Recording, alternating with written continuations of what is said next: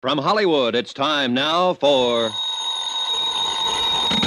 Johnny Dollar. Don Hancock, Johnny. Surety Mutual. Hi, Don. What's on your mind? Cui Bono. Cui who? It's Latin, kiddo. Cui Bono. Who benefits? All right, I'll bite. Who does? A little doll named Luanne Parker down in Green Pass, Virginia. $100,000 worth, Johnny. Double indemnity. Wow, what did she do? Answer the question? She sure did, with a .38. 2 bullseyes right in her foster papa's heart. Well, then if it's an open and shut case, you don't need... Oh, it's that all right. She's the gal what done it. She admits it. But the coroner is about to call it an unavoidable accident. Seems little old Magnolia Blossom thought Papa was a prowler. And what do you think? Just what I said. Cui bono. So? I think you'd better put yourself on the payroll.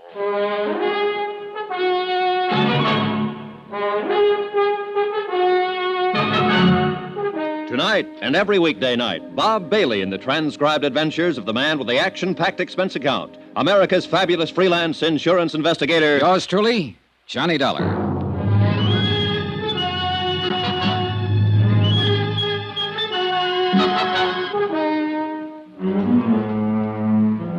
Expense account submitted by Special Investigator Johnny Dollar. To the Home Office, Surety Mutual Insurance Limited, Hartford, Connecticut. The following is an accounting of expenditures during my investigation of the Cui Bono Matter.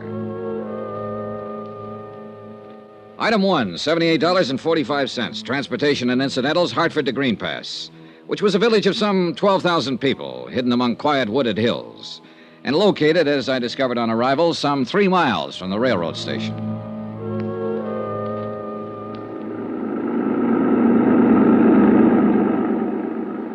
Nice weather we're having. Yeah, it's fine. You from New York? Well, near there, Hartford. Bet you ain't been having weather like this up there. No, it's been pretty cold. You say your name was Dollar? Yeah, Johnny Dollar. I'm Jake Deagley. You here on business? That's right. Well, I wouldn't count on finding much here. Green Pass is what you might call a one-horse town. 1 hotel, 1 bank, 1 taxi, that's me, 1 newspaper. And 1 county attorney. Yep, just 1... Oh, and you've heard about our tragedy, about Dan Parker getting shot. Yeah, that's why I'm here. I'm an investigator for an insurance company. I see. Well, it was a terrible thing. It was... Oh, doggone it. If old man Hawley don't fix up them fences, he's going to be short a cow one of these days. That's the 3rd time this week they've been out the road. How do people around here feel about Dan Parker? Was he well-liked? Well, he'd been reelected for 5 straight terms.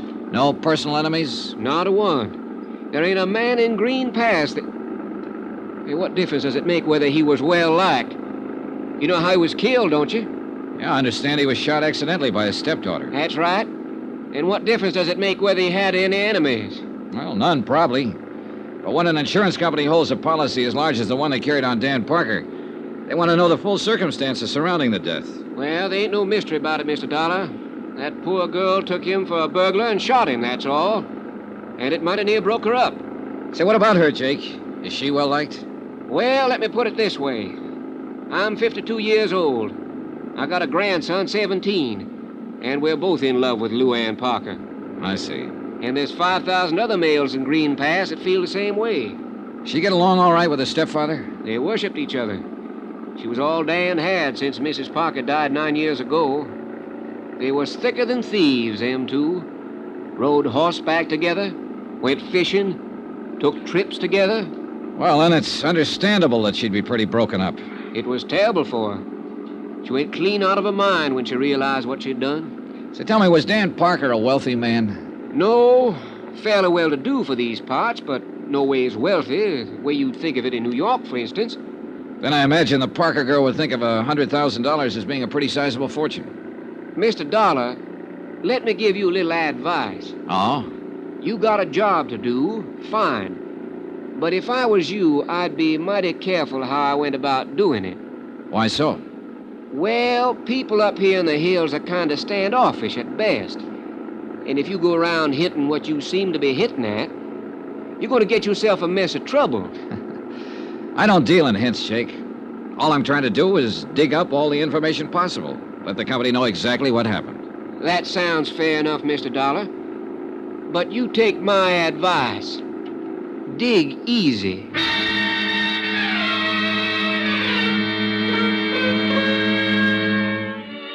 Jake Digley's one-man taxi service dropped me off at the town's one-man hotel.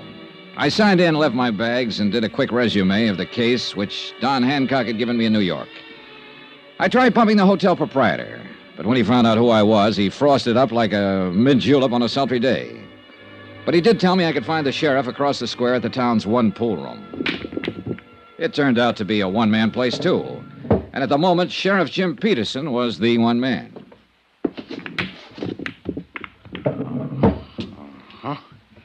Oh, glad to know you, Mr. Dollar. Just a second now. Watch me get that there 3-ball down there. Good shot. No, that was a setup. You couldn't miss one like that if you wanted to. Got something on your mind, sir? Yes, I'm an insurance investigator. I'm here in connection with the Parker case. I'll see. Doggone it. Well, I don't think I'd call it a case exactly. It was an accident. Ain't no mystery about it, as far as I can see. I didn't mean to imply that there was, Sheriff. As it stands now, this is a routine investigation, nothing more. I'd just like to get the facts, find out exactly what happened, in order to furnish my company with the report they need to pay the claim. I'd appreciate your cooperation if you've got the time. Oh, I got the time all right, sir. Yeah, how much you know about it? Well, not much. Dan Parker, as I understand it, was your county attorney here. His stepdaughter, Luanne Parker, who is the beneficiary under our policy, mistook him for a prowler, shot him, and killed him. Well, that's about it. Well, the thing happened 3 nights ago. Dan been up to Richmond on business. He come back in on a midnight train. He walked down from the station. Walked 3 miles at that time of night? Well, it's a little over 2 to his place. It's outside of town a ways. Well, that's still quite a walk. Why didn't he call this taxi driver, Jake Digley? Yeah, well, he probably did try to, but Jake wasn't expecting any business, so he took a night off. He was out at Happy Hollow. See, that's a kind of a roadhouse about 5 miles up the highway. Does Dan's daughter have a car? Yeah, she does. But I figure he didn't want to bother her at that time of night. See, he wasn't due in till the next afternoon. But it appears like he finished up his business and decided to come on back at night without letting Luanne know or anybody else. Now, let me see here. Was he in the habit of coming back unexpectedly from trips? No, I wouldn't say he was. Well, go on. Huh? Oh, well, Dan didn't take many trips. And when he did, he most always made arrangements with Jake or Luanne to meet him at the station. I see. So, anyway, walked home that night, and he took a shortcut through the lane and come on in the back way across the terrace. And right there was his fatal act. Oh, what do you mean? He bumped against the lawn chair. And the sound woke up Luanne. And then she heard him fumbling with the lock of the back door and heard him come on in the house. She took a .38 pistol from a drawer of her night table and went to the head of the stairs. When she heard him start up, she fired twice and killed him. Mm-hmm. Were there any lights on in the house? No, she was afraid to turn on any light. And I reckon Dan was trying to keep from waking her up. 2 shots, 2 bullets in the heart, firing down a stairway in pitch darkness. That's pretty good shooting, Sheriff. Oh, well, she can outshoot me, Mr. Dollar. And I'm known as one of the best in these here parts. Who taught her? Well, Dan taught her himself. He figured a girl ought to be able to protect herself. So tell me something, Sheriff. Did she have any reason to think it might be a prowler? Have you had any trouble of that kind around town? Oh, 3 weeks ago, there was a house broke into over on the south side, and twice since then, Dan called me in the night to come out and take a look around his place. Oh, why? Well, seems Luanne thought she heard somebody trying to break in. And did you find anybody? Nope. Was Luanne alone in the house the night of the shooting? Well, Mary Jackson was there. Who, Well, she'd been housekeeper for the Parkers for the last 15 years. What's her version? Same as I told you. She heard the shots, saw the lights in the hall come on, and heard Luanne scream, "Father." How did the girl and her father get along? Well, couldn't have been any closer. She pretty broke up about it. You talked to her yet, Miss Dollar? No, not yet. No, I didn't think so. Well, what's that supposed to mean? Well, I mean, if you had, you wouldn't be asking a lot of these questions. Or at least you wouldn't be asking them in the way that you are. What way, Sheriff? Well, like you figured the Parker girl was actually guilty of something. Well, she did pull the trigger, didn't she? And with sufficient reason. She was nervous. She'd heard prowlers around before, or at least thought she did, which adds up the same thing. She thought she heard somebody break in. She knew she couldn't count on Mary for any help. She had a gun, knew how to use it, so she got up her courage and done a natural and normal thing. She used it. And she'll regret her mistake the rest of her life. Yeah. That's the way the picture seems to work out. At the moment, at least. You got any reason to doubt it? I get paid to doubt things, Sheriff, until I satisfy myself that there's no reason to doubt them. And that's all I'm trying to do. It's all the insurance company expects me to do. I'm not out to pin anything on this girl or to get out of paying her claim, provided it's legitimate. It is. Well, then she's got nothing to worry about. If the thing happened as you just told me it did, then I have as much sympathy for her as you do. It'll be a pretty rough memory to live with. I just want to be sure, that's all. All right, Miss Dollar. You look around. You talk to people. Ask any questions you're a mind to, but you're going to come out right back where you started at. You're probably right. Dan and me'd been friends for years. Good friends. Now, if I thought there was the slightest doubt about this, I would be the first one to kick up a fuss and go after the truth. Even if the evidence pointed toward Luanne Parker? No matter where it pointed to. Well, now, look, I want to talk to the housekeeper and to Miss Parker herself, and I'd like to attend the coroner's inquest if you don't mind. No, I don't mind, but you're a little late. Huh? It was held this morning. What was the verdict? Death by misadventure, unavoidable accident, with no recommendation for prosecution. I see. Would it be possible for me to see a copy of the transcript? It would. I'll ring the coroner and tell him to expect you. But let me give you a little piece of advice, Mr. Dollar. All right. Folks in these here parts love that girl. So when you start walking around asking questions, walk easy.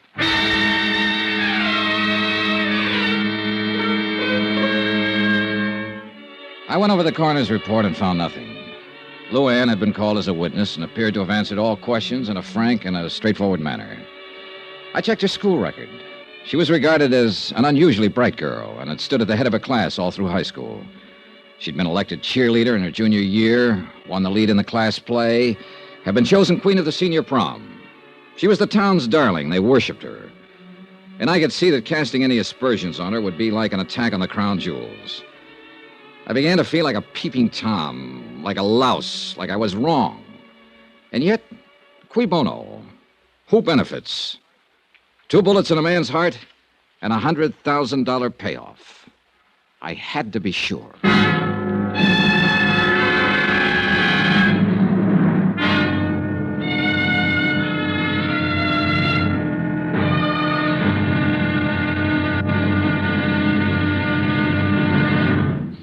Now, here's our star to tell you about tomorrow's intriguing episode of this week's story. Tomorrow, beauty is as beauty does, and an idol is found to be made of flesh and blood. Join us, won't you? Yours truly, Johnny Dollar. From Hollywood, it's time now for... Johnny Dollar. Tom Bates, Mr. Dollar. Tom... I'm acting county attorney since Dan Parker's death. Oh, yes, I was looking for you earlier. So Sheriff Peterson said. What was it you wanted to see me about? Didn't Peterson tell you why I'm in town? Yes, of course. You're an insurance investigator. You're here in connection with Parker's accident. Accident, did you say? I thought the sheriff straightened you out on that. He tried his best. Well, I'm afraid I can't tell you any more. Mr. Bates, are you in your office at the moment? Yes, I am. Stay there, then. I'll be right over.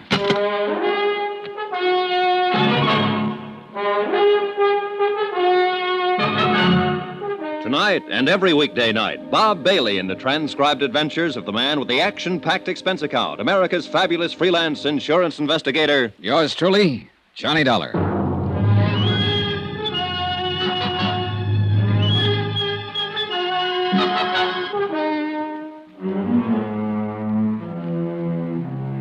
From Special Investigator Johnny Dollar, location Green Pass, Virginia, to the Home Office, Surety Mutual Insurance Limited, Hartford, Connecticut. Assignment, the Cui Bono Matter. Expense account continued. Item 4, 5 cents for a copy of the Green Pass Weekly Sentinel. I glanced through it as I walked across the square from the hotel to the courthouse. The big news, of course, was the tragic death of longtime county attorney Dan Parker. And 2 columns of the editorial page were devoted to eulogy and sympathy for the dead man's adopted daughter, Luanne, who had mistaken her father for a prowler and shot him to death with his own gun. But neither the editorial nor the front page mentioned the fact that Luanne, because of her mistake, stood to collect $100,000 worth of insurance. Come in. Are you Tom Bates? That's right. My name is Dollar. I just talked to you on the phone. And I told you I had nothing to say. Mind if I sit down? Now, look here. You look, Mr. Bates. I've been in the business of insurance investigation for quite a while. And I probably know the legal rules and responsibilities of your office about as well as you do. Get out, Dollar. Well, for 2 cents, that's exactly what I'd do. And if I did, you'd find yourself in a real tight spot. What are you talking about? The company would have a battery of high-powered legal eagles in town by 8 o'clock tomorrow morning. And they'd have a subpoena, a restraining order, an order to show cause so quick it'd make your eyes bug out. And that's where it would start to get embarrassing, Mr. Bates. When you tried to explain to the court why you were withholding evidence and refusing to cooperate. What do you mean, refusing to cooperate? I haven't refused a thing. It sounded that way to me. I don't care how it sounded. Look, I know what you're up to. Peterson told me why you're here. Oh? You're out to muddy this thing up. You're trying to pin something on Miss Parker so you can get out of paying the insurance claim. And subpoena or no subpoena, you'll get no help from my office on a crooked deal like that. Any reason for you to think something could be pinned on her, Mr. Bates? Of course there's no reason. You saw the transcript of the coroner's inquiry, didn't you? I did. Well, did you find one single hint of suspicion anywhere in it? No. Not much of anything else, for that matter. Are you always as gentle with your witnesses as you were with Miss Parker?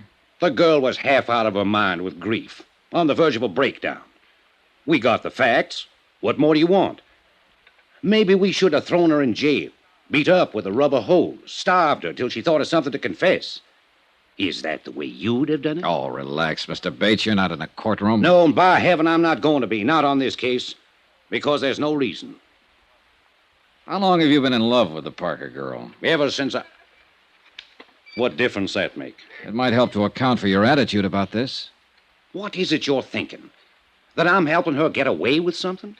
Covering something up for her? Or that all of us are, maybe? Everybody at the inquest? Well, it wouldn't surprise me too much, the way this whole town gets up on its high horse the minute you ask a simple question about the girl. Well, what do you expect when you go around insinuating Insinuating nothing, Mr. Bates. I haven't accused Miss Parker of a thing. I have no reason to. And regardless of what you think or Sheriff Peterson thinks, I didn't come here to frame her, to pin something on her. I want just one thing.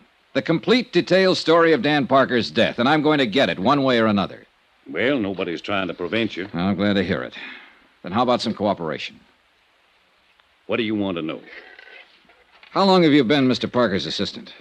Almost 3 years. And now you automatically become county attorney, is that it? Yes, until the next general election. Do you intend to run for the office at that time? Possibly. I don't see... How did you and Parker get along? Fine.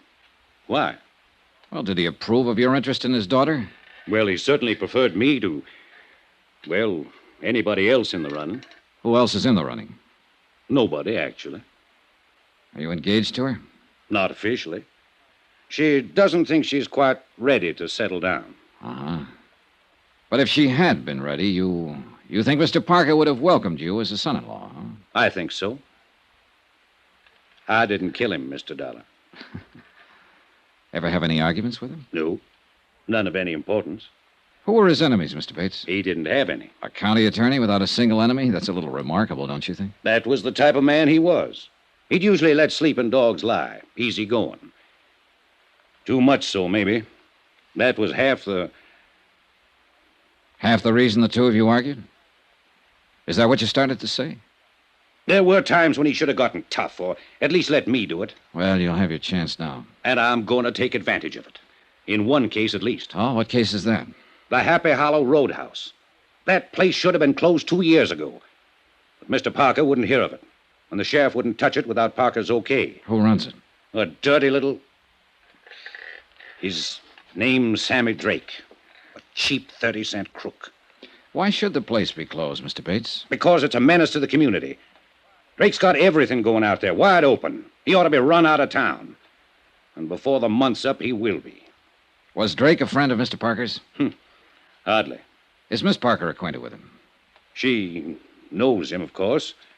In a town this small, everybody knows everybody else. Doesn't mean anything. I see. You see what? What are you driving at anyway? The complete detailed story, that's all. Fine. But what bearing does this stuff have on the story? Oh, none, probably. The sheriff tells me Miss Parker is a dead shot with a pistol. Do you know if that's true? Absolutely. She can outshoot me any day of the week, along with most of the other men in the county. That's one of the ironies of the thing. It was her own father who taught her to shoot. Was she given a paraffin test the night of the accident to determine whether she'd fired a gun? Of course not. In the first place, we're not set up for it. And in the second place, there was no doubt but what she had. The housekeeper heard the shots and ran out in the hall and saw her standing there with a gun in her hand. And she admits she fired him. What more do you want? I guess that ought to satisfy any reasonable person. Well, thanks a lot for your cooperation, Mr. Bates. You're welcome. And I'll frankly admit I don't have the slightest idea what line of thought it is you're trying to follow. It's the same one I've been following ever since I left Hartford. Do you know the Latin phrase, cui bono? Sure. Means who benefits. It was an old principle of Roman law. And it's still a good one. Who benefits here? Well, Luanne Parker, of course, to the tune of $100,000. But maybe she's not the only one. There are different ways of benefiting, you know. It still comes back to the same thing. She's the one who mistook her father for a prowler that night. She's the one who pulled the trigger and fired the shots that killed him. Apparently so. But it's possible that somebody might have used her, Mr. Bates.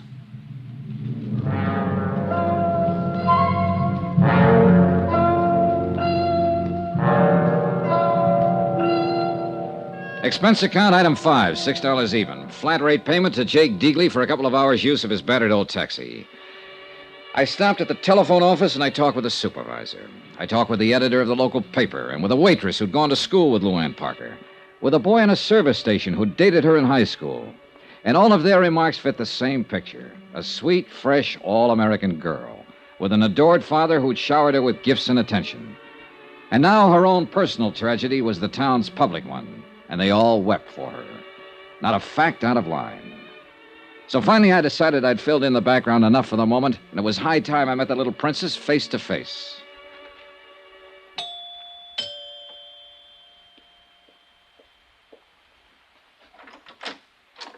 Yes, sir? Good afternoon. I'd like to see Miss Parker, please. Well, I'm sorry, sir, but she ain't here.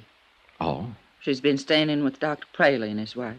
Seems like she just couldn't face this place after what happened here. Are you the housekeeper, Mary Jackson? That's right, sir. Well, I'd like to talk to you too, Mary, if you don't mind. What about, sir? Just a routine question or two. I'm with the insurance company that carries the policy on Mr. Parker's life. Well, I don't think I ought to go around talking Well, it's quite about... all right. Sheriff Peterson and Tom Bates are both cooperating with me, so you can be sure there's nothing wrong about it. Well, if them two say it's all right... They do. Then I reckon it is. Won't you come in, sir?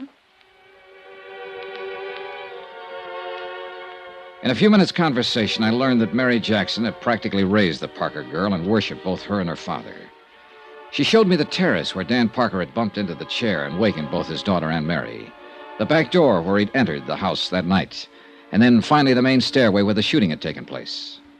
When I heard the shots, all I could think was, oh, my poor baby, and I come running out in the hall.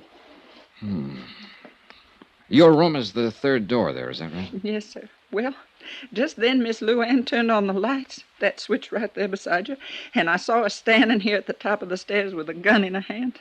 Then we both looked, saw it was Mr. Parker. We run down there. Miss Luanne tore off his tie and pulled his shirt open, but he'd already passed on. Yeah, it must have been a terrible thing for both of you. Yes, sir, it was. Mr. Parker seems to have been a very generous man, especially with his daughter. Oh, he always gave her anything she wanted. Bought her another new car just last month. Yeah, I saw it in the driveway. Well, this is a very attractive house. Must be worth $25,000, $30,000. Mr. Parker bought it just 2 years ago. He thought with Miss Luanne growing up, she ought to have a better place to live. What's your salary here, Mary? $95 a month, sir.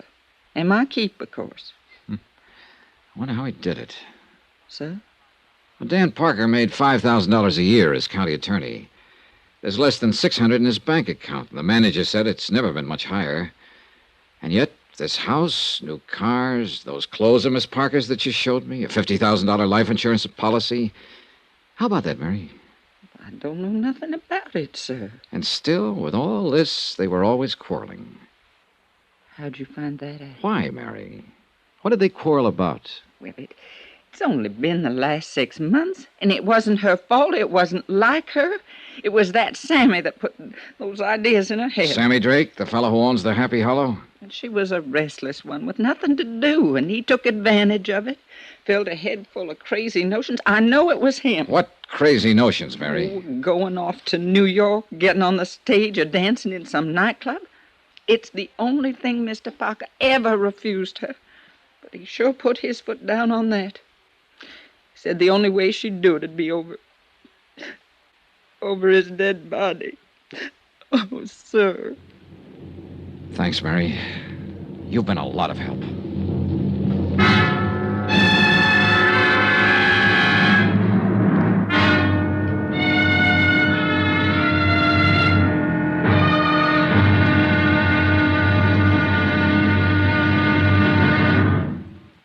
Now, here's our star to tell you about tomorrow's intriguing episode of this week's story. Tomorrow, the net tightens. A rat runs for cover. Then the whole thing blows wide open. Join us, won't you? Yours truly, Johnny Dollar. From Hollywood, it's time now for... Johnny Dollar. This is Tom Bates. Oh, how are you? Dr. Praley just called me, Mr. Dollar. He says you've been threatening him. Oh, I wouldn't call it a threat, Mr. Bates. I simply told him that if he won't let me question Miss Parker, then I'll have to get a court order to do it anyway. Well, as acting county attorney here, I think I could block that order, Mr. Dollar. Maybe, but I doubt if it would be a very smart move. Now, you look here. She's in no shape to answer questions. She's under doctor's care. It's been 5 days now since the shooting. She's still very upset, nervous. She might say things that could be misconstrued, that she didn't mean. Oh, what things? How would I know? I just thought you might. Since you've already questioned her once, right after she killed her father. Wasn't she upset then? Did she say anything you misconstrued? I'm warning you, Dollar. And I'm warning you. I'm going to talk to that girl one way or another.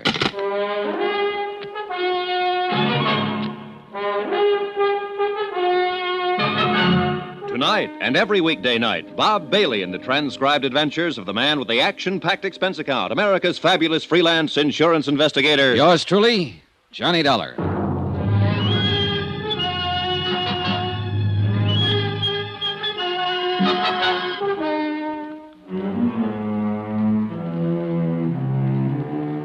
From Special Investigator Johnny Dollar, location Green Pass, Virginia, to the Home Office, Surety Mutual Insurance Limited, Hartford, Connecticut. Assignment, the Cui Bono Matter. Cui Bono, Latin for who benefits. Item 8, $1. Transportation out to Sammy Drake's Happy Hollow Roadhouse on the highway north of town. On the way there, I thought over what I'd learned so far, and I realized it wasn't much. On the face of it, the thing was simple enough, no mystery at all. 5 nights ago, Dan Parker, the local county attorney, had returned from a business trip and entered his sleeping house. His adopted daughter, Luanne, mistaking him for a prowler, had shot him to death in the darkness. There it was, an accident, pure and simple. The coroner said so, the sheriff agreed, and the whole town was determined to keep it that way. But I still couldn't buy it quite that easily. Not when there was a $100,000 life insurance policy payable to Luanne Parker, the girl who'd pulled the trigger. Maybe I'd find some answers at the roadhouse.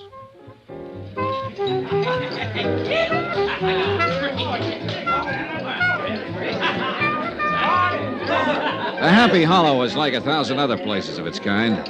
A neon-lighted barn set 50 yards off the road. Inside, a jukebox, a raucous bar, and a scattering of tables around a splintery dance floor. Saturday nights, a 4-piece band. Probably a game or two going on in the back room, and whatever else the local sports might demand. It was early yet, and the joint hadn't started to jump. What's the word, Mac? Save your money and buy booze. Yeah, man. Out of towner, huh? Depends on which town. Any town but this one, man. Here it's for the birds. Oh, I don't know. Looks to me like you got a good setup here. I'm eating. But it ain't easy, man. It's rough. Oh, it'll be rougher, Sammy, with a new county attorney. What's the pitch, Mitch? That's your name, isn't it? Sammy Drake? That's a crime, maybe? Oh, it might be. I don't know yet. You with the feds? No. Syndicate man? No, I'm an insurance investigator. Insurance? You mean protection? Not the kind you're talking about, Sammy. I'm here in connection with Dan Parker's death. You mean you're legit? That's right. Well, tie me up and mail me off. I thought you were somebody putting a bite on me. I am. Yeah? Yeah. I got some questions, Sammy, and I want some answers. About that Parker rub-out? Right. Well, you're out of luck, Chuck. I don't know nothing from nothing about nothing. See what I mean? I got reason to think different. How so? Somebody been passing the word? Maybe. 2 get you 5. It was that Bates character. Am I in? I couldn't say. Sure it was. The new county attorney. He's got a big deal now. And he'd give his left eyeball to put the finger on me. Why so? Why has he got it in for you, Sammy? Because he thinks his doll has been... You mean the Parker girl? I forget. You want to do it the hard way, Sammy. No speak English. I can get Tom Bates to issue a warrant, you know. He'd love to have that chance. So you can either talk to me here and now, or you can talk to him and the sheriff in the basement of the courthouse. Rough and tough, huh? If that's what it takes, yes. Come on back to the office. All right. What'd you say your name was, Buzz? I didn't. It's Dollar, Johnny Dollar. Dollar, huh? Yeah, rhymes with collar. I always like to be wise to who's putting the slug on me. Come on in. Thanks. How about a drink? No, not now, thanks. Well, I guess I'll have a short one for my health. You hungry? Like a steak? Later, maybe. They're the most. This is a crummy joint, strictly for the sticks, but the food's good. Well, here's a go. Yeah. Maybe you think I'm trying to stall. I know you are, Sammy. No, not really. Not now, anyway. Because when I stop and think about it, I can't see where I got anything to worry about. You see what I mean? You haven't, unless you had something to do with Dan Parker's death. Now, let's relax, Max. The way I get the word, nobody had anything to do with it except that doll. Could be. Could be nothing. Did she blast him or didn't she? Apparently she did. Thought he was a burglar. That's a rich one. And she's halfway right at that. Meaning? Look, Dollar, I'm on a level with you. If you got any idea that I wanted Dan Parker knocked off, you're way out there. You want to know why? I can probably guess. I'll tell you why. He was my fix in this town. 3 years I've had this place open, and I've never been touched. So why would I want to put myself out of business? Oh. How much was the payoff? $1.50 a month. Maybe you figured you could make a better deal with somebody else. Yeah? Who? Not with that stuffed shirt Bates. He's just been itching to get at me. But Parker kept a lid on him. How about the sheriff? Who knows? I'm going to give him a pitch, of course. It's my only chance now to stay in business. But I don't know if he'll play. See what I mean? All right, Sammy. Let's go back to the question I asked you outside there. Why does Bates have it in for you? Because he's got the drooling goose for that Parker kid. And he didn't like it much when she kept hanging around me. How'd you feel about it? You want the truth? I didn't like it much either. Why not? She was too wired up and spoiled. Used to getting her own way. Oh, this town's treated her like a queen or something. She figured she could do as she pleased. Well, that don't go in a joint like this. What do you mean? Well, these lads come in here, get a few shots under their belt. Dame like that starts to mean trouble. I didn't want her hanging around. I had a good thing going here, and I wasn't about to get it lost up. But it was no use. I couldn't keep her out. What did her father think about it? He didn't like the idea, but he couldn't do much about it. She got her own way with him, the same as with everybody else. Except when she wanted to go to New York. Well, nobody can win them all. I understand you put that idea in her head, Sammy. Then you better take a different understanding. Yeah? Yeah. She was bugged up on that idea before I ever met her. That's why she started coming in here. She wanted me to put her hep on how it was in the big, wild city. She wanted to know how to get in. What was the names of all the spots, including the rough ones? How the rackets worked. How would I know how the rackets work? I didn't say a word, Sammy. You know something? In some ways, that kid's as smart as a mink. But underneath, she's a regular hick, just like the rest of them around here. She thinks that stuff is glamour, the big time, hot stuff. And she was busting her braces to get at it. Even this place, this crummy clip joint. To her, it was wicked and exciting. Oh, man, how square can you get? I suppose you tried to talk her out of going to New York. Do I look crazy or something? I was all for it, anywhere. As long as it got her off my neck. A beautiful girl like Luanne Parker on your neck, and you were trying to shake her off? Oh, Sammy, I'm losing you. Oh, look, Dollar, when it comes to dames, I've got as fast an eye as the next guy, but with that chick, man, I unpack my toothbrush and I stay home. Why? Why? She's got this whole town fooled. Everybody but me. A sweet little thing in ruffled rompers, bucking for a halo. Well, I got news for you, brother. She ain't. And you're the only one who really knows her. Is that what you're claiming, Sammy? Sure. It's a big laugh. But that kid's smart. And inside, she's colder than a fish. I'm a fairly tough baby, Dollar, but I'll tell you something straight. I'm scared of that girl. Expense account item 9, $6.90. Steak and incidentals at the Happy Hollow Roadhouse. And Sammy Drake was right. The steak was good. Item 10, $1.75. Transportation out to the Green Pass Railroad Depot, 3 miles east of town. I tried to see that night station agent earlier in the day, but he was sleeping then. But it was nearly midnight now, and I figured he'd be on duty. He was. Good evening, sir. Hold it, son. Got a message come in here. Yes, sirree. Old number 8's going to be right on time. I'm glad to hear it. I want to... Hold it, son. Got to answer it, you know. Mighty important business getting these here trains through. Yes, I imagine it is. Hold it! Yes, sir. Right on time. Be here in about 2 minutes now. Well, son, what's on your mind? I wondered if you were on duty the night Dan Parker got back in from Richmond. The night he was killed. Oh, yes, indeedy. You must be that fella Sheriff Jim Peterson was telling me about. That fella from the insurance company. Yes, that's right. Well, then I guess it's all right to talk to you. Leastwise, that's what Jim said. Nice of him. It's a mighty terrible thing. A downright tragedy for that poor motherless girl. Making a mistake like that, shooting her own father. Yeah, rough deal.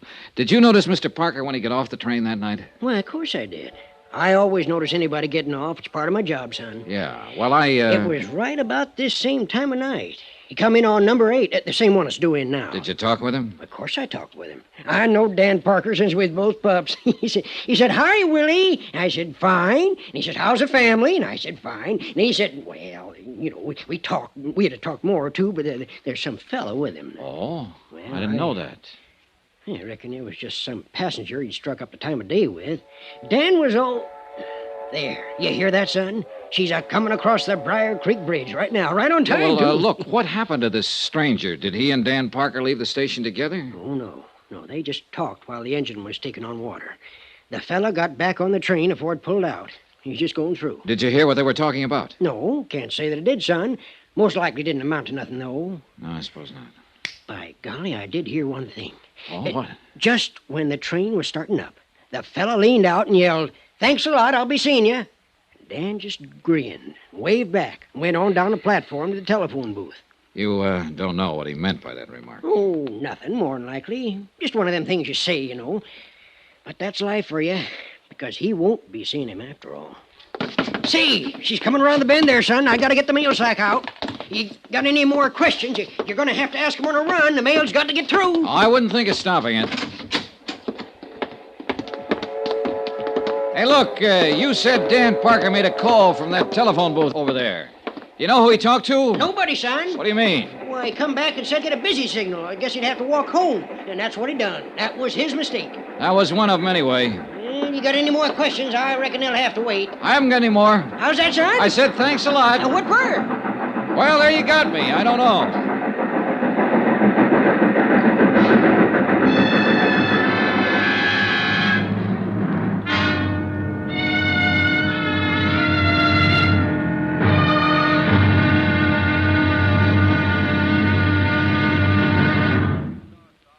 Now, here's our star to tell you about tomorrow's intriguing episode of this week's story. Tomorrow, a tense interview, a subtle attack by a shrewd and dangerous opponent, and complete surrender.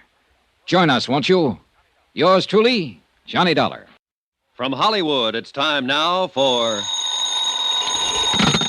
Johnny Dollar. Tom Bates, Mr. Dollar. Oh, good morning, Mr. Bates. There's nothing like starting the day with a good fight. That is not my intention at all. Good.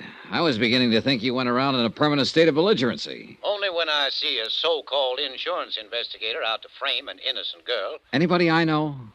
Look, Dollar, Will you be available at 2 this afternoon to interview Miss Parker? I've been available for 2 days. She's the one who hasn't been. She was in no condition to see anyone.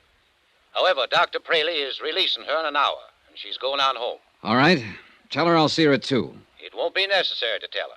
You'll go out there with me, and you'll talk to her in my presence. Like that, huh? You can take it or leave it. Oh, I'll take it, Mr. Bates. And you know something? I think I'll still be able to tag her.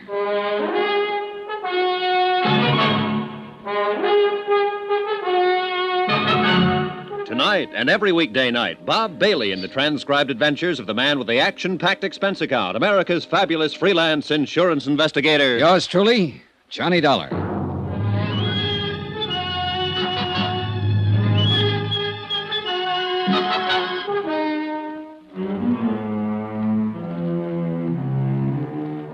From Special Investigator Johnny Dollar, location Green Pass, Virginia, to the Home Office, Surety Mutual Insurance Limited, Hartford, Connecticut.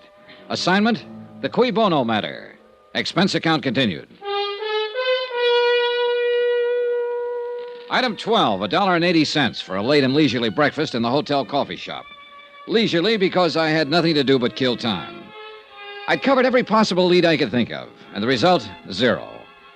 The simple facts of the case were that Dan Parker, the local county attorney, had returned unexpectedly from a business trip late at night, entered his darkened home, and had been shot to death as a prowler by his daughter, Luanne. Coroner's verdict, accidental death. Amount of insurance, $100,000. Beneficiary, Luanne Parker. Why don't you give up, Dollar? Admit you're wrong. Wrong about what?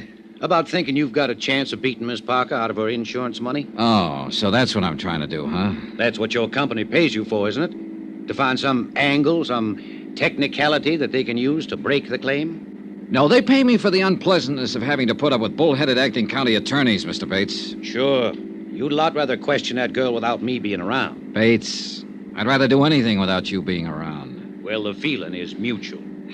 I just can't quite figure you. Usually, I get complete cooperation from the local prosecutor's office. But you've tried to block every move I've made here. I'm protecting Miss Parker's rights, that's all. Her rights haven't been challenged. I'm not out to get her. If I'm convinced that she's innocent and that her claim is legitimate, I'll report it that way. All the company wants is the facts. Look, I'm not hired as a claim breaker. And of course you know that. You've dealt with insurance cases before. So I wonder what the real reason is for your attitude. Suppose you tell me. Well, you're in love with her, of course, and that itself could be the explanation. Or maybe it's only part of it. Meaning what? Maybe you know more about it than you've admitted. Maybe you know she's guilty and are trying to cover up for her. I know she's innocent, sir. Or, it's possible your motives are a little more selfish. Maybe she's covering up for you. What do you mean by that? It's that old Latin phrase, cui bono, who benefits? Who gains through Parker's death? His daughter does. Of course, she gets the insurance. But so do you, Bates. In what way? Well, you got Parker's job, didn't you? And along with it, the chance to run Sammy Drake out of town without Parker stopping you. And in the long run, if Luanne marries you, you'll get a good part of the insurance. Are you accusing me of murder? No, just speculating. But it's an interesting possibility. Don't you think so?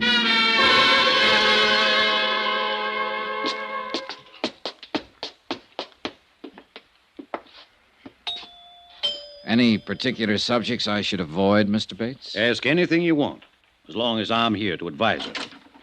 Oh, hello, Tom. Luanne, this is Mr. Dollar from the insurance company. How do you do, Miss Parker? Mr. Dollar, won't you come in? Thank you. I guess we better go in the study. Mary's cleaning the living room. In here. Just sit down anywhere. How do you feel, Luanne? Oh, I'm all right now. For a few days after it happened, I couldn't feel anything but horror, self-loathing. I wanted to kill myself. But the last 2 days, I've done a lot of thinking about what Daddy'd say if he was still here. He was a wonderful man, Mr. Dollar. Yes, the whole town seems to agree on that. I'd give my life gladly to change what happened. But it can't be changed. Daddy used to say, Luanne, remorse is only self-pity in disguise. The future is a question mark. All you have is the present, so live it. He believed in those ideas, Mr. Dollar. And I'm going to try to live my life by those beliefs. Because I loved him very much. Miss Parker, I have a few things I'd like to ask you in order to complete my report. Do you feel up to answering some questions? Yes, of course. Whatever you wish. I insisted, Luanne, that I be present during this interview. Why, Tom? His job is to save money for the insurance company. He'll try to trip you up, lead you into saying things you don't mean, things that could be misinterpreted. Tom, that's ridiculous. I've nothing to hide. Of course, hon. But he'll make it seem as if you do. I'd say you're making it seem that way, and for no more reason than just a silly kind of suspicion. Luanne. Mr. Dollar, would you rather talk to me alone? I think it would work out a little better that way. Tom, it's been nice to see you. I'm not leaving. Yes, you are leaving. Right now. Honey, you don't... I said now. All right, Dollar. I guess you will. Phone me later, Tom. Sure, Luanne. He's nice. He means well, but sometimes he can be an awful idiot. Oh, his actions are fairly normal for a man in love. Or one who thinks he's in love. It usually adds up to the same thing. Cigarette, Miss Parker? Oh, thank you. Well, what is it you'd like to know, Mr. Dollar? First, let me tell you a few things. I've talked to quite a number of people during the last 2 days. They all worship you. In fact, only one person in the whole town said anything against you. And he's a man whose word on anything would be a little questionable. Sammy Drake, I suppose. Yes. Well, I don't know what he said, but I imagine he thought he was being honest. You see, Sammy's never understood me at all, and I guess I have given him a kind of a bad time. How do you mean? By pretending to take him seriously. Most people seem to think of me as a child, Mr. Dollar, but actually in my attitudes and awareness, I'm quite a lot older than my age. Of course. And I saw right through Sammy the first time I met him. He's just a silly little would-be tough, but he likes to think of himself as a smooth, wicked mobster type. So I pretended to go along with it, even put on an act of my own in return. And what do you think happened? You had another Tom Bates situation on your hands. Sure. Sammy took me seriously.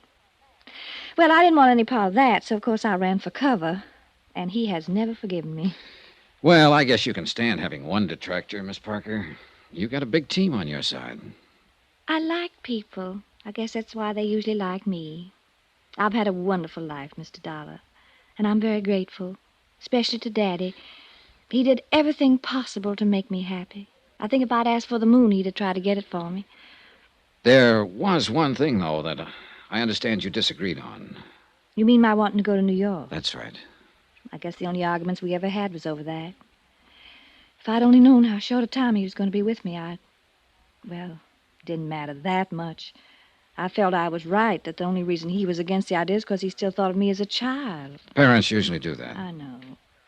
And it just didn't matter enough to hurt him when he had so little time. But you can't go back. I wonder if you would try to go back for just a moment, Miss Parker, and tell me in your own words just what did happen that night. Well, Daddy had gone to Richmond on business. None of us expected him back that night. All right, go on. Well, Mary, she's our housekeeper. She went to bed early. I read till about 11, then I went to bed. And shortly after midnight, something woke me, a noise down on the terrace. I looked down from my window, and I saw sort of a dark shape slip across the terrace toward the back of the house. I was scared stiff. I'd heard prowlers outside twice before during the past month. Yes, the sheriff told me you didn't. Yes, well, I realized it was up to me because Mary would have just gone to pieces if I'd waked her. All I could think of was getting to the phone down at the bottom of the stairs. When I started out of my room, I could hear somebody fooling with the lock on the back door. And that's when I thought of the gun. Where was it? In the drawer of the night table beside my bed.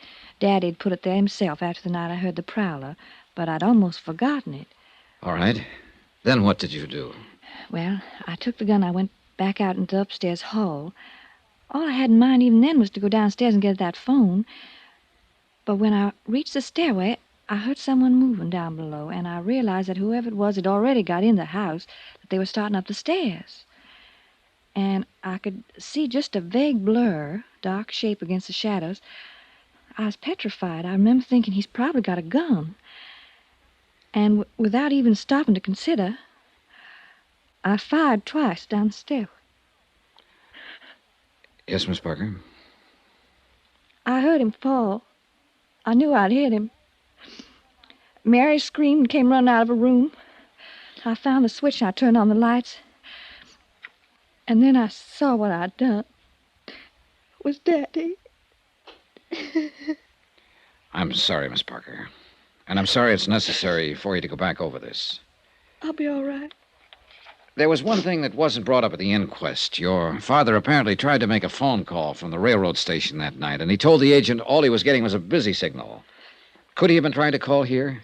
I don't know. I didn't know about it. Would he be likely to call you, coming in unexpectedly that way? Oh, he'd be more likely to call Jake Digley. Jake runs a taxi service here. Yes, I met him. Well, he might have tried that. But Jake was out at Sammy's place that night. Well, the reason I say that is because Daddy would have known that our phone is usually off the hook at night. Was it off that night? Well, I don't remember. Maybe Mary knows. One or the other of us was always taking it off because we had to go clear downstairs to answer it. Yes, Miss Luanne? Oh, Mary, the night Daddy was killed, do you remember whether the phone was off the hook or not? Yes, Miss Luanne, it was. I remember when I picked it up to phone the doctor. Well, I ain't sure if you left it off that night or I did, but it was off all right. Thank you, Mary. Yes. Well, Mr. Dollar, what other questions do you have? None, as a matter of fact. I did have several more, but you've already answered them indirectly.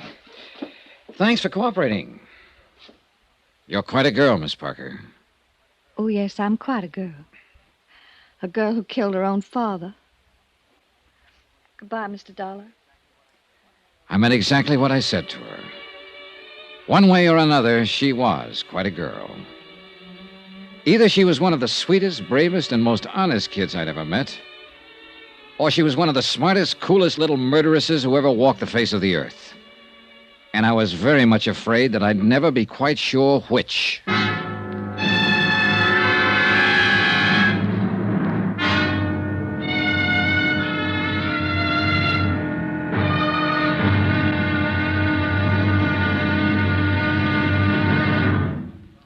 Now, here's our star to tell you about the final intriguing episode of this week's story. Tomorrow, one slip of fate, then the avalanche. And a wind-up that'll raise the hair on the back of your neck. Join us, won't you? Yours truly, Johnny Dollar. From Hollywood, it's time now for... Johnny Dollar. Jim Peterson, Mr. Dollar. Oh, hiya, Sheriff. I understand you talked with Miss Parker this afternoon. That's right, I did. Well, what do you think now? I think I'm going back to Hartford the first thing in the morning. So, you finally decided the girl is innocent. I don't know, Sheriff. And I probably never will know. I'm just finishing up my report now. I'll send you a copy of it. Well, I'll be mighty interested in seeing it. On the basis of my investigation, I'm sure the company will pay her claim without question whenever she's ready to file. I'm beat, hands down, and there's no use denying it. Well, you can't win every time, Mr. Dollar. It's not that, Sheriff. But this is the first time I've ever had to end a report with a question mark.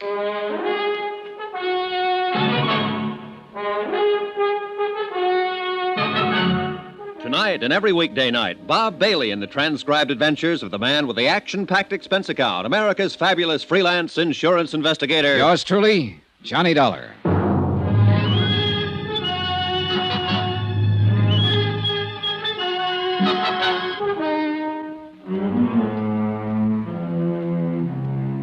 From Special Investigator Johnny Dollar, location Green Pass, Virginia, to the Home Office, Surety Mutual Insurance Limited, Hartford, Connecticut.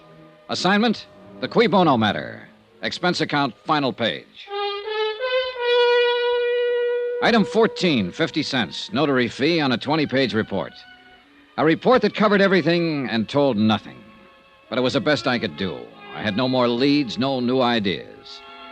The bare facts of the case still stood. Dan Parker had returned unexpectedly from a trip, entered his darkened home late at night, and had been shot to death as a prowler by his daughter, Luanne. Amount of insurance, $100,000. Beneficiary, Luanne. I checked through a half a dozen theories and been forced to throw out every one of them. And the whole case finally came down to just one simple question. When Luanne pulled that trigger and fired down the dark stairway, did she or did she not know that she was shooting at her father? I couldn't answer it. And I didn't believe anyone else would ever be able to. Except, of course, Luanne herself. Item 15, $1 even. Transportation out to the Happy Hollow Roadhouse, where the steaks were good, the drinks were good, and a beaten-down guy could kill an evening. Well, wrap me up and mail me south. Here's that dollar man again. How's it going, Sammy? Business gets any worse, I'll open an artery. You here for kicks tonight, or are you going to put the arm on me again? Let joy reign unsuppressed. That's the word, man. That's the word. Come on over. I'll let you buy me a drink. You're riding on a swindle sheet. Or better yet, I'll let you buy me one. You own the joint. Okay. Set us up, Joe. Make mine a usual fusel. What'll you have, sir? Scotch on the rocks. You ever get through to that Parker chick? Yeah, I talked to her this afternoon. Well, what do you think, man? Was I right or was I right? About what? Is she a cool fool or not? I don't know, Sammy. She's a tough one to figure. She's just a tough one, period. Well, here's to the housekeeper's daughter. Yep. Whew. This stuff is murder. I don't know why the customers stand for it. So what comes next, Tex? I'm going back to Hartford in the morning. And little Cookie gets her payoff. 100 G's. Man, it's really going for broke. If she is on the level, it's not enough to pay for the way she'll probably feel for the rest of her life. Feel? That one? I'm telling you, man, I know that little fluff. She's got a heart about as big and warm as the olive in a martini. You could be right. I know I'm right. She's took you, man. She's took you good. Bang, bang, and the little lady wins a prize. Maybe so. A big, fat 100 G's. And bad old Papa in the cold, cold ground. Man, she was really shooting for new shoes that night. Well, if she was, she's got 'em, Sammy. There's nothing more I can do about it. So that's life. What is it? You win a little, lose a little, and taxes take the rest. Why, Parker's got it made, man. Safe and cozy in his little box. No more worries. Oh, sure. But we can't all be lucky. Sometimes it... Well. Brace yourself, Sammy. It looks like you're raided. What? Oh, it's the sheriff. Right on time. On time? Relax, Max. He's just come to tell the tale and do the deal. Protection? Well, sure. Same setup I had with Parker. And the sheriff says he'll keep Bully Boy Bates in line. How about that, huh? Well, life goes on, I guess. Well, I wasn't expecting to run into you out here, Miss Dollar. I don't imagine. Finish your report? Yep. Right down to the last comma, Sheriff. And the last question mark. Oh, now, I don't reckon there's any question mark. You got to the truth, all right. Just wasn't what you'd expected, that's all. Maybe so. You got a minute, Sammy? Sure thing, pal. Let's go back to the office. Stick around, Dollar. The joint will be jumping. Fine. I can hardly wait. Let's have another one here, bartender. Coming up. Sir, would you do me the honor of having a little drink with me? Well, thanks. I'm having one with you. I've already got it. Well, so you have. Well, another little one never hurts, though. Later, maybe. Thanks, anyway. Any time, friend. What line you in? The insurance record. Well, that's all right, I guess. Oh, thank you, bartender. Thank you very much. I'm in ladies' ready-to-wear myself. Must be fascinating. A wholesale. I work out of Baltimore. Cover 3 whole states. Oh, I got a great little line of merchandise. I really don't need any. Oh, the heck with business. Let's live a little, shall we? Mr. What? Dollar. Johnny Dollar. Oh, yes. Well, here's looking at you, Dollar. You know, I always believe in living while I can. Because you never know. Now, that's a very profound thought. No, sir, you just never do. Because it can happen to anybody. Just like it did to a fella I met last week. Man right here in this town, too. A fella named Parker. Parker? That's right. He was a fine chap. I met him on the train coming out from Richmond. And I was on my way to Roanoke. Oh, we were laughing and we were joking and everything. And that very night he got killed. And I read about it in the paper. So you just don't never know. Hey, look, tell me something. Are you the man who got off the train with him, talked with him on the platform while the train was standing in the station? That's right. He wanted me to meet his daughter. And that's all he talked about. It was his daughter. Oh, he was crazy about that kid. Well, did he expect her to be there at the station? Yes, but she wasn't. I guess he got the wires crossed. He tried to phone her, but he didn't have any luck. So I get back on the train. He walks off down the road, and a half hour later, he's dead. I'm telling you, just never know. On the train, on the way down, What did he say about his daughter? Oh, you know, the way a guy talks about his kid. He worshipped her. Yes, he did. That's all. He was telling how they were always kidding each other, and they were... Oh, say, here, take a look at this tie I'm wearing. Yeah, sure, it's a nice tie. Sure, it's a nice tie. That's what anybody would think, just to look at it. Yeah, it's a nice... Come on. I want to show you something about this tie. Well, can't you show me without going No, you got to go outside, so come on. Mr. Parker gave me this tie. He was wearing one on the train, and I liked it, so he gave me one. He said he had 3 of them. His daughter gave them to him the week before. He got them from some novelty house. So come on. Well, look, what is it you want to show me about it? Oh, come on. We got to go down there at the corner of the building. Oh, boy, this'll knock you out. No, I'm telling you, it's just real crazy. Yeah, it must be. Parker never would have given it to me, except he had 3 of them. He figured he could never wear them all, so... Well, come on, let's see the trick. All right. Look, it's just a nice necktie, isn't it? That's all. Yeah, that's nothing out of the ordinary. Now, come on around the corner here, out of the light. Oh, boy, this is going to fracture you. Now, look. Well, I'll be... Good Lord. How about that, eh? Is it crazy? That daughter of Parker's really must be something, huh? Yeah, she is. Can you imagine a kid thinking up an idea like that? Can you?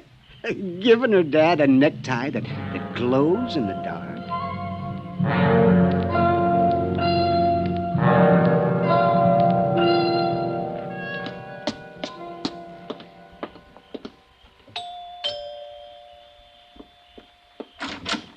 Good evening, Miss Parker. Why, Mr. Dollar, what are you doing out here this time of night? Mind if I come in? Please do. Thanks.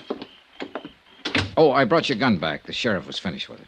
I never want to see it again. And how you feel? I'll put it here on the table. You'd better not leave it there, though. It's loaded. I wish Sheriff Peterson had kept it. Oh, it may come in handy sometime. Again.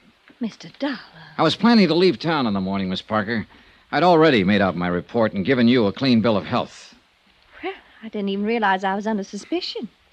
What was I supposed to have done, Mr. Dollar? Deliberately murdered your father in order to collect $100,000 in life insurance? You've got a pretty horrible mind, haven't you? Maybe, but I wouldn't trade it for yours. Haven't you noticed my necktie, Miss Parker? I thought you'd tag it the first thing. Why should I? Because it belonged to your father. A special gift from his loving daughter. He gave it to a man he met on the train, and I bought it for $10 this evening.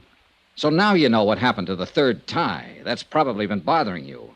Because I imagine you carefully destroyed the other 2. I think you're a little more than slightly insane. Oh, it was a neat plan. Simple and sweet. You got the idea a month ago when the sheriff caught a prowler over on the south side of town.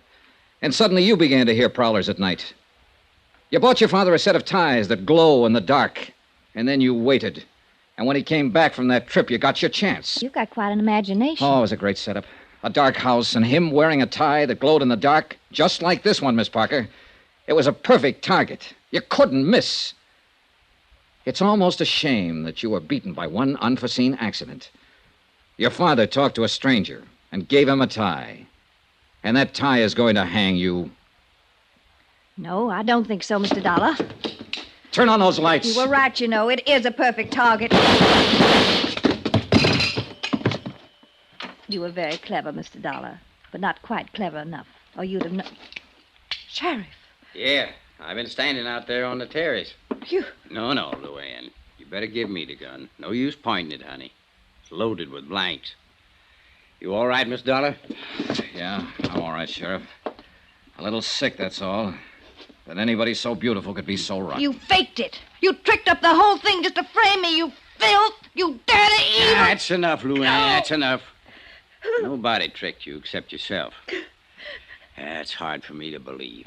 Dan and me used to take you fishing with us when you wasn't no higher than that. You was the prettiest little thing I think I'd ever seen. Oh, shut up, you old fool. Now I got to take you someplace again. Wish I hadn't ever lived to see this day. And I'm mighty glad that Dan ain't here to see it. Come on, honey. We better get started.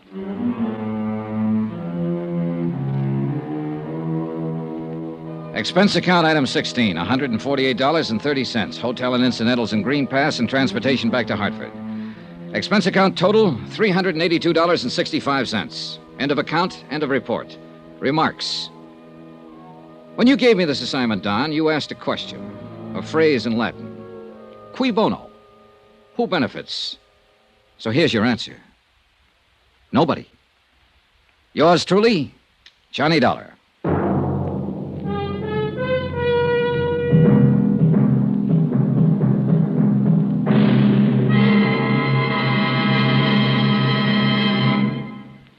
Remember, there'll be another intriguing story for you beginning next Monday night. Next week, a study in entomology. You know, bugs.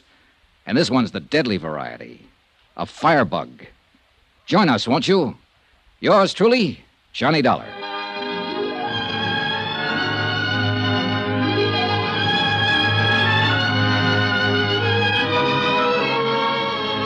Yours truly, Johnny Dollar, starring Bob Bailey, is transcribed in Hollywood. Written by Les Crutchfield, it is produced and directed by Jack Johnstone.